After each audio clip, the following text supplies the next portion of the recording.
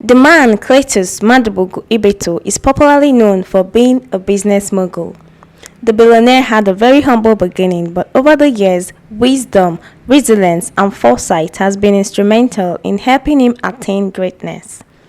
Born in Nnewi, Anambra State, on the 6th of November 1952, he grew up around traders. His apprenticeship also gave him the necessary discipline and mindset of a formidable competitor in the market.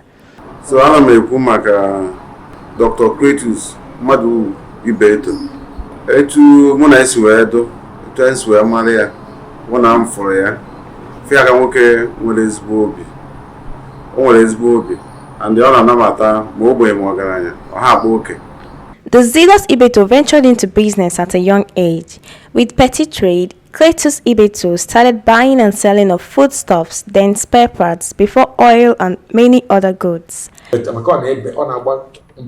from time, right from on a bend my casket. So we go better than 5 pence. I think now. Can't get a couple. You got me? Then, no nature. That was 1965. So I never because I bought some matter. This money. I did not do umbrella during the war. I did not do umbrella gare. Nele gare na okuzube. Yan okulas. Na my gare come afu no okuzube. No okulas. I am a good gare mecha ejeba fiede. Ada fiede. Ada ede guy na kwe de one more. Ede original windows. Azụọkwa fieda zulite oluge agabisha azụọfia petrol ai buy bompak na Asaba ai do want to buy bompak jeba Asaba woli tina the main thing we go paka na aka mego ngori bo nwere ike gori to anya tike no bompak fuel akọọzụ anyị na Asaba anyị anata Continuous plowback of profits, business prowess, and a secured environment encouraged his successful business expansion. His big break came when the Shell-Shari government enabled the importation of goods without an import license. He amassed great fortune before the import licenses were reintroduced. From manufacturing to hospitality and media, Dr. Ibeto, the founder of the Ibeto Group, is a man of excellence. Ibeto is a man that will pick you up, even though you have a bad side. He will take the good side of you and explore you up. And people will know you, and that good side of you will intimidate the bad side of you. And as you are doing it, that bad side of you will be diminishing gradually. With it too much. Other format of mad, often mad as mad, or pick those areas where you see in life, keep it for me. If you make a name in America, I called on it alone. Okay, Pelumpe, Kaibidonua, Maconiana, or Chief Cletus Ibeto. Since you got Obidoga, never learned them Madaka.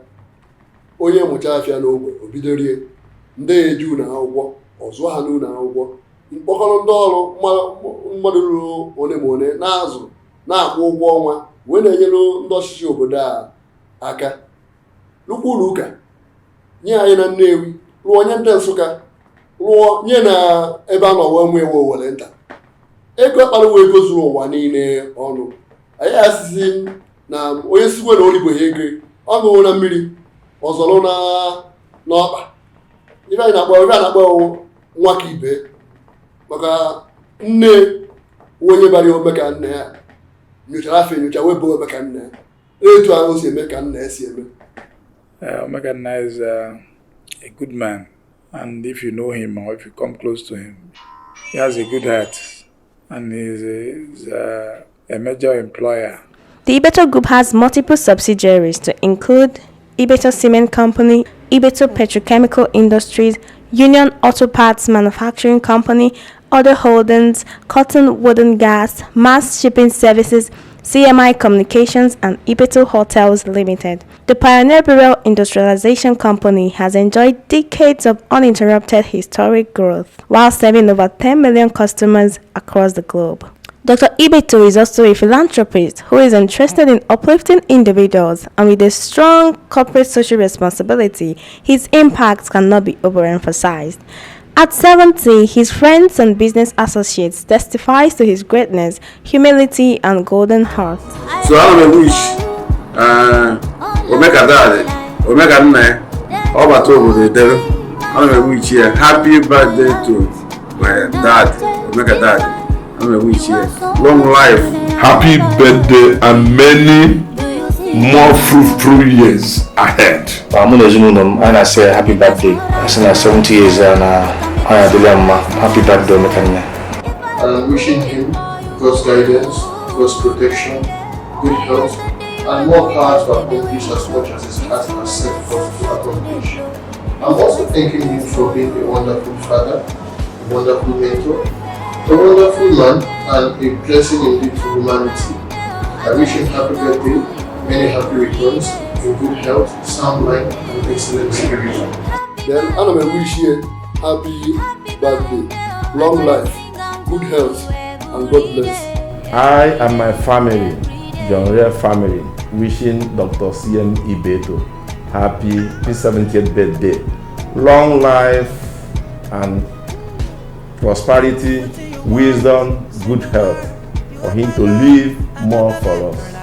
We wish you happy 70th birthday, Dr. CM Ibeto Omega Nnewi. We wish you long life and prosperity.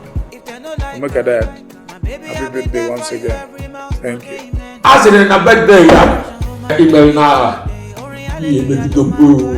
More 20 years to come. We are getting birthday. Na hanama Chineke ya no Chineke ya gozi Chineke ya dakpara ojije no na ya gozi ai kwuru na o sifuro atụkwe n'ufere ya maji ọnụ ani ogbugba nye ne ga anya were zi nye ozito ọtụọ na ahụ ndị ọgbọ nke niile ga-ejizi abụ n'ebe ama na na agọkpọ ma na ewu kọnsept ma ife ya eme Chineke ya edubere ụtụtụ eji anya si obodo ire niile ojije na mkpata niile eya nwuchi ihe efufu iwuchi na efuchi na isi ya ka na ọfọdụrụ ohihe ka isi azie maka long life. Happy birthday, Dr. Cletus Ibeto, CON, from Anedo TV. Happy birthday, I gotta sing down to you every day, every day, every day.